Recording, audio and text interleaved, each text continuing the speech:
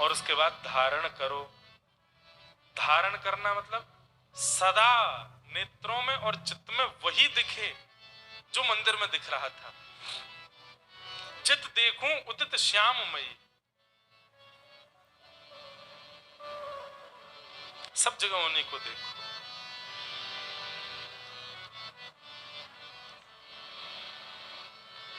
भगवान धारण के विषय में कहते हैं, मेरे एक एक रों को अपने चित्त में धारण करो। यहां पर भगवान संपूर्ण इतना सुंदर वर्णन करते हैं, इस प्रकार मेरे घुटने हैं, इस प्रकार मेरी जंघा है, इस प्रकार मेरी कमर है, इस प्रकार का मेरा वक्ष है, इस प्रकार की मेरी ग्रीवा है, ऐसे मेरे ओष्ठ हैं, ऐसे मेरे आंख हैं, इस प्रकार के कर्ण हैं, इस प्रकार के हाथों में गुंजा माला है। जो आपका प्रिय स्वरूप हो उसका चित्र अपने मन में चित्रण किया करो, और वह स्वरूप कभी ओझल ना हो, सदा चित्त में रहे। धारणा। बंधुओं, बिहारी जी कौन है पता है आपको?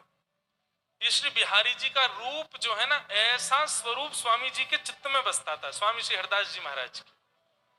और वही चित्त का स्वरूप बाहर प्रकट होकर आज हमको दर्शन करा रहा। ये किसी मूर्तिकार ने नहीं बनाया, ये स्वामी जी के चित्त के ठाकुर जी हैं जो प्रकट हो गए। श्री राधा वल्लभ लाल जी ये महादेव के चित्त के ठाकुर जी हैं। स्वयं शंभु, भव, शिव, रुद्र, उनके चित्त में जो छवि है ठाकुर जी की, वही श्री राधा वल्लभ जी के रूप में प्रकट हो गई। हितरवंश महाप्रभु ने उनको प्रकट कराया। श्री गोपाल भट्ट गोस्वामी के चित्त में जो स्वरूप है ठाकुर जी का, वही श्री राधारमण के रूप में प्रकट हुआ। हमारे पूज्य दत्तदास महाराज जी के चित्त में जैसे श्री ठाकुर जी हैं, वैसे ही दत्त भगवान यहाँ विराज रहे हैं।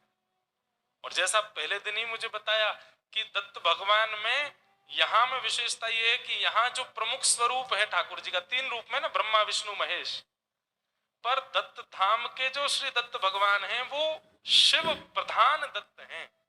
वो प्रधान मुख जो है वो शिव दत्त है। तो ये शिवदत्त किसके स्वरूप हैं? इनके आपके हृदय के हैं। हमारे गिरधर लाल जी ये मेरे चित्त के ठाकुर जी हैं, आपके ठाकुर जी वो आपके चित्त के ठाकुर जी।